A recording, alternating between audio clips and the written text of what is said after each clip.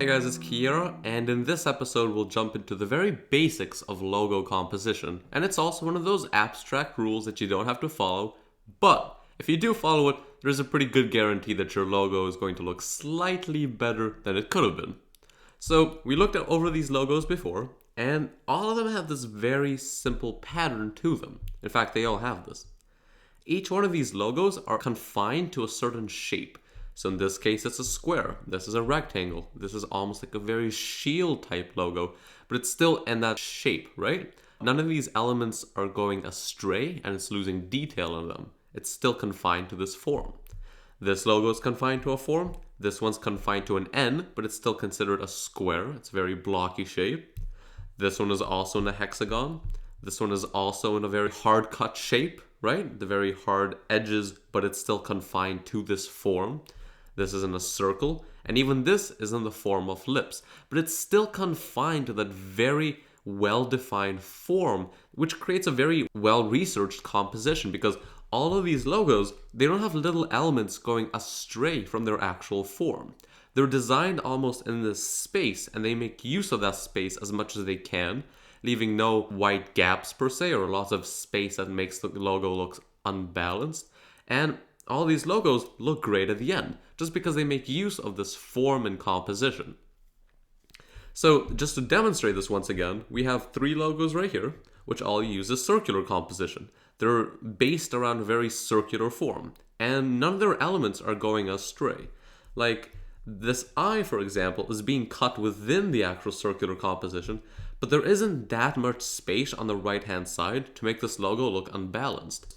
And even in this penguin girl, right? She's really defined in this circular shape. She has a little bit of hair coming out, but it's still mostly 99% defined in this circular shape. And this is why it looks so good. It looks balanced and proportional almost.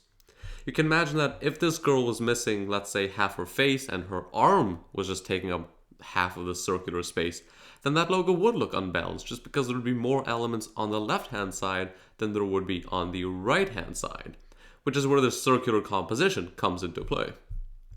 We can also see this very commonly in this logo. So this logo takes on a very rectangular, squarish composition. So even though it is a bit stretched out, it is defined to these four corners almost, or four faces. And it's not extruding past any of them, and it's looking very balanced. We can even take the rectangle tool really quickly and just draw out a square. Let's just give it a stroke. Pink. And boost up the stroke. So we can see that this logo is really confined to this square, and it's not entering or exiting, and there's not too much blank space. There's a little bit blank space right here, but it's also being balanced over by having the exact amount of space on the other hand side. So all in all, this logo looks really balanced, and it's in a square composition. And the same could be said for these two. Even though it's not a square or a circle, it's using these hard-cut edges to define a shape that's very balanced and proportional once again. So for this logo, for example, it's not using this exact shape, but it's again very balanced. So even if you put it, let's say, on the tip of your thumb, the logo would stay pretty balanced.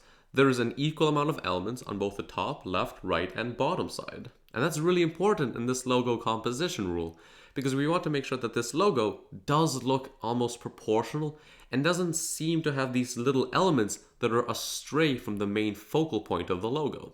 Because the logo is supposed to be a centerpiece as it is, right? It's supposed to be the focal point of the brand and what people look up to. But if you have little elements in the logo that are 5 centimeters away from the actual piece of the logo, then those parts aren't necessary. They aren't serving a purpose, and they're kind of ruining this logo composition rule. So even in this logo again, we see that it's very balanced in this diamond shape, right? Again, it balances pretty well.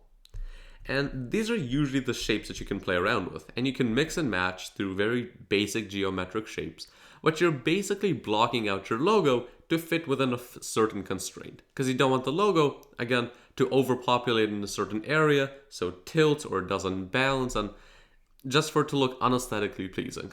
Just by blocking out dynamically using these very basic geometric shapes, you can ensure that your logo is going to stay consistent. And there's actually a small little trick we can do for this.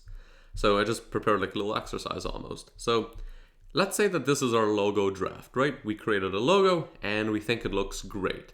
But we want to check if we're missing anything in this logo composition rule. Maybe there's something we can change. So the first thing that we would do is choose the closest form. And there's a lot of forms to choose from. You can even make your own, as long as it's a mix and match of basic geometric shapes. And in this case, it's square. So using the square, we can just enclose it around the logo, right? But in this case, we see that it's not really a square at this point, and there's a lot of white space being left out right here. And it's really useless space. It's not serving a purpose. It's stretching out the logo on the left-hand side, but it's not adding anything to the logo. There's no negative space, and again, it just makes the logo look unbalanced, because if you look on the right-hand side, it's really populated. There may be these like strokes over here, the blue empty parts, but there's still the compromise because this little tail at the end is going right into the corner and it's adding that balance to it. But on the left hand side, it's pretty empty. You have the stroke on the right hand side and this blue gigantic square on the left hand side, serving no purpose. And overall, if you were to tilt this logo on your finger, it would tilt towards the right, meaning there's more elements on the right hand side than the left hand side. And this is something that we should fix, because we can just go into the logo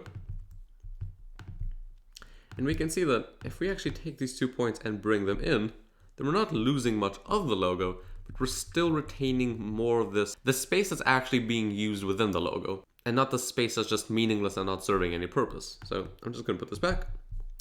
And if we go over here, we can see that we condensed the actual J to actually fit within the constraints, to have almost an equal amount of space on the right hand side to the left hand side, giving it that same form of balance again.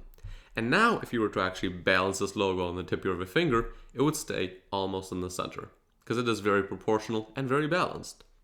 So when you are designing a logo, when you're almost near completion, just try to run down these few rules just to make sure you don't have this stray composition and everything is very balanced within your logo. Because a very balanced logo is always going to look great on no matter what platform or what medium you're going to be presenting on. Just look at the old classics of the logos. They all had a very strong composition and a very strong form attached to them. So if you want to create a very timeless logo and something that will stand out, just try to follow that same aesthetic principle. Try to see if it follows in some form and see if that form can be condensed or shaped better around the logo than it currently is. So I'll see you in the next lesson.